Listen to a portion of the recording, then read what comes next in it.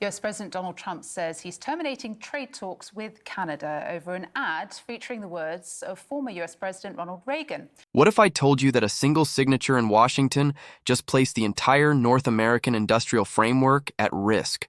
What if I told you that a 50% tariff announced with almost casual confidence could end up destroying more American jobs than it saves, while giving Canada a level of economic leverage it hasn't possessed in decades?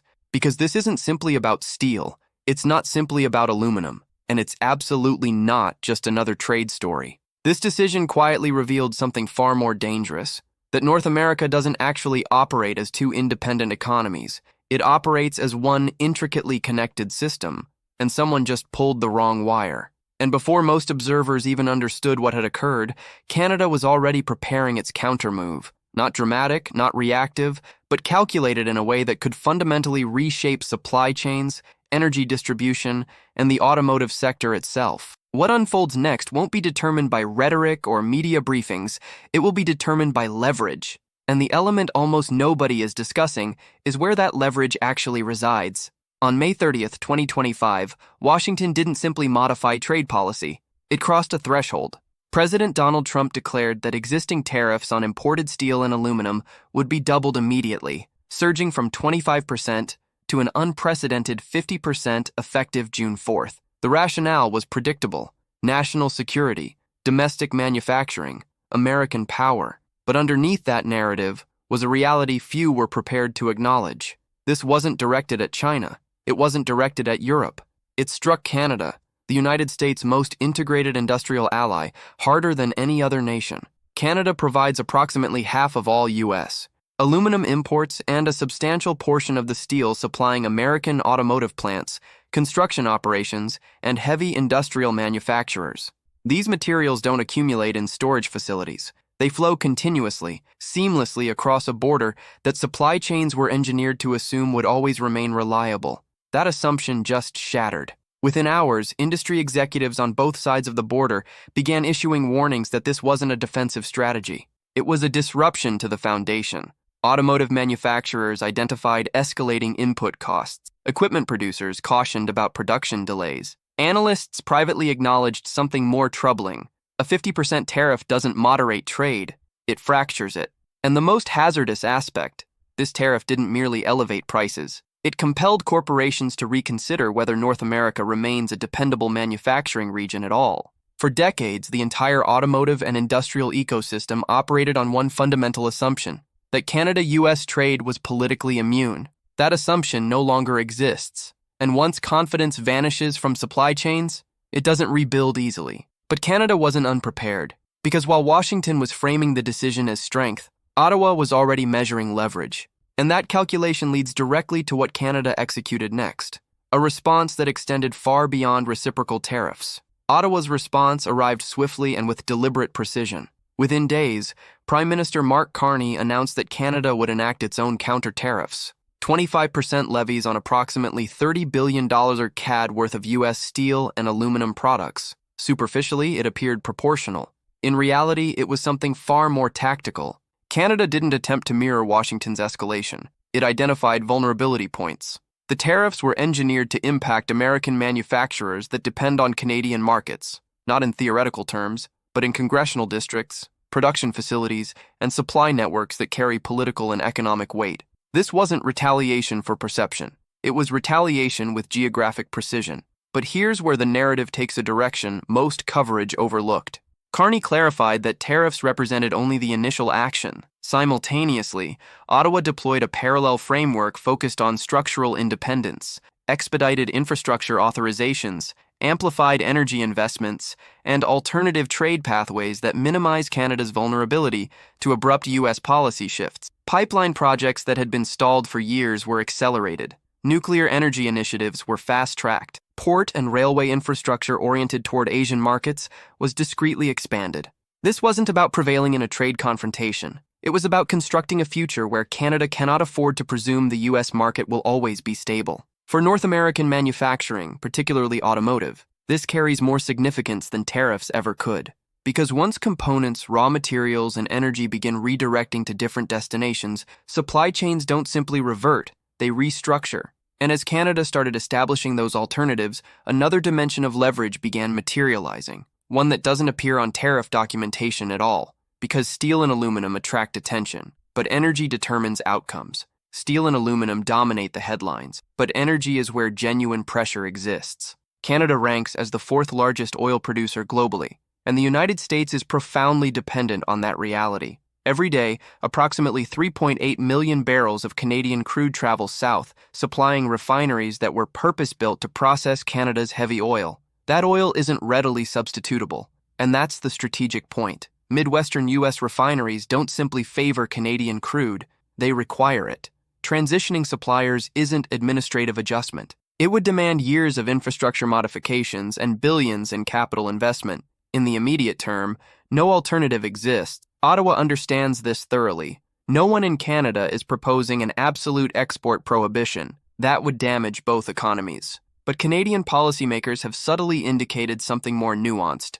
Optionality. Optionality in where incremental barrels flow. Optionality in long-term supply agreements. Optionality in how rapidly new production is allocated elsewhere. Even a marginal redirection of Canadian crude would cascade through U.S. fuel markets almost instantly. Analysts project that partial diversions alone could elevate fuel prices and extract tens of billions of dollars annually from the U.S. economy. This isn't posturing, it's mathematics. Energy forms the foundation beneath manufacturing, logistics, and consumer costs. And once energy leverage becomes operational, tariff calculations start appearing very different, which is why Canada's subsequent move wasn't oriented toward Washington at all. It was oriented westward. Because if leverage is the objective, you don't amplify volume. You construct alternative exits. If energy represents leverage, infrastructure is the mechanism that activates it. Canada's response to escalating U.S. unpredictability didn't remain confined to policy announcements. It translated directly into construction, engineering, and long-term capacity, most prominently through the Trans Mountain pipeline expansion. This project fundamentally transforms Canada's strategic possibilities, with capacity increasing from roughly 300,000 barrels per day to nearly 890,000. Canada is no longer structurally constrained to a single buyer. Oil that previously had only one viable direction, south, can now travel west onto tankers and into Asian markets seeking reliable supply. And the transformation is already measurable. By early 2025, shipments of Canadian crude to Asia accelerated, with China and India substantially increasing procurement through Pacific terminals.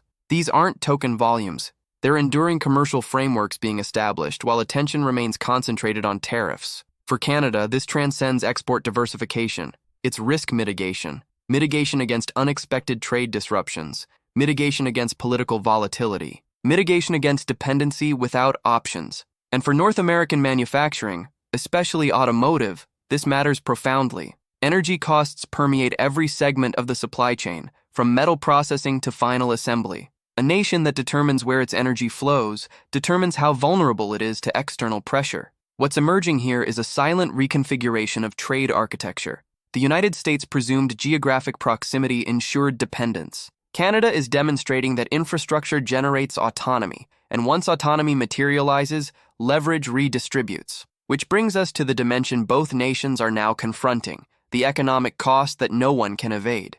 This is the juncture where theory encounters reality. North American manufacturing doesn't function in isolated national compartments. It operates like a unified mechanism, components traversing the border repeatedly before a vehicle ever completes assembly. Steel processed in Ontario, parts manufactured in Ohio, final assembly in Michigan. Every phase presumes unobstructed movement. A 50% tariff destroys that premise. Canadian suppliers are already signaling that orders are being postponed or restructured.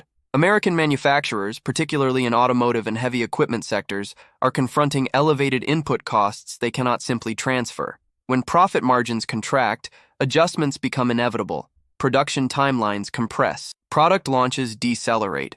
Hiring restraints emerge discreetly, well before workforce reductions reach public awareness. This isn't conjecture. It's the mechanics of integrated system failure. And here's the uncomfortable reality. Policymakers seldom articulate publicly. Reshoring sounds compelling in political speeches, but in practice it requires years. Manufacturing facilities can't be reconstructed immediately. Skilled workforces don't materialize on demand. Meanwhile, market demand doesn't pause. For automotive producers, the threat isn't exclusively higher costs. It's volatility. Investors respond more negatively to uncertainty than to confirmed adverse developments. When trade frameworks appear reversible with each electoral cycle, capital seeks stability elsewhere. That's how supply chains don't merely adapt, they relocate. And once relocation initiates, it compounds. Canada comprehends this dynamic thoroughly. That's why its response hasn't focused on dominating a news cycle. It's focused on positioning itself as a stable, reliable node in an unstable system. Because while Washington deliberates protection, markets are already calculating disruption. And that disruption leads directly into the political ramifications both countries are now approaching. Economic pressure never remains purely economic for long. As tariffs ripple through manufacturing facilities, energy markets, and consumer pricing, the consequences begin manifesting where policymakers experience them most acutely: voters. In the United States, elevated steel and aluminum costs don't materialize as itemized tariff charges. They materialize as more expensive automobiles, postponed infrastructure initiatives, and rising prices for everything from household appliances to agricultural machinery. By the time these costs surface transparently, the political damage is already advancing, and the timing is significant. With the 2026 electoral cycle approaching, American manufacturers are privately cautioning legislators that sustained trade friction with Canada doesn't undermine foreign competitors. It undermines domestic producers first. The states most vulnerable aren't abstract territories. They're industrial battleground states with extensive connections to Canadian supply networks. Canada, meanwhile, is executing a longer strategic horizon. Ottawa recognizes that political cycles generate pressure for immediate victories, but infrastructure, energy diversification, and alternative trade corridors don't reverse conveniently, and that's intentional. The objective isn't escalation, it's irreversibility. Once trade flows redirect, once contracts are executed, once ports, pipelines, and logistics infrastructure become operational, reversal becomes prohibitively expensive. That's the leverage Canada is constructing. Not through confrontation, but through strategic positioning. And as both governments sense temporal pressure intensifying, one question begins overshadowing the tariffs themselves. Is this trade confrontation still manageable, or has it already surpassed the threshold where decisions can be reversed? At this stage, the trade standoff is no longer fundamentally about steel, aluminum, or even energy. It's a structural test. A test of whether North America still functions as an integrated industrial system, or whether it begins fragmenting into competing protectionist zones. For decades, Canada and the United States derived mutual benefit from integration that reduced costs, enhanced efficiency, and elevated the region's global competitiveness. That integration is now being challenged, not by adversarial powers, not by global rivals, but by policy decisions within the alliance itself. Canada's response signals a conceptual shift. The nation is no longer presuming stability. It's engineering resilience around uncertainty, diversified energy routes, new export partnerships, and infrastructure that reduces dependence on any single market are no longer contingency strategies. They're becoming foundational architecture. And the more that architecture solidifies, the more difficult reversal becomes. This is what rarely penetrates mainstream coverage. Trade wars don't typically conclude with definitive victories. They conclude with gradual realignments. Supply chains migrate, capital relocates, influence progressively transfers. By the time political leaders announce resolution, the underlying system has already evolved. So here's where this situation positions us. The 50% tariffs may have been announced as a demonstration of strength, but strength in integrated economies isn't measured exclusively by applied pressure. It's measured by resilience. Canada has responded by reducing vulnerability rather than amplifying rhetoric, by constructing options instead of depending on assurances, by converting dependence into leverage without explicitly articulating the strategy. For the United States, the question now isn't whether tariffs can safeguard domestic industry. It's whether protection arrives at the expense of the very supply chains that establish that industry's competitiveness in the first place. And for North America collectively, this moment may be remembered not as a trade dispute, but as the point where foundational assumptions silently fractured. Because once trust exits supply chains, it doesn't return on command. It returns only when stability becomes credible again, and presently the market is still determining where that stability resides.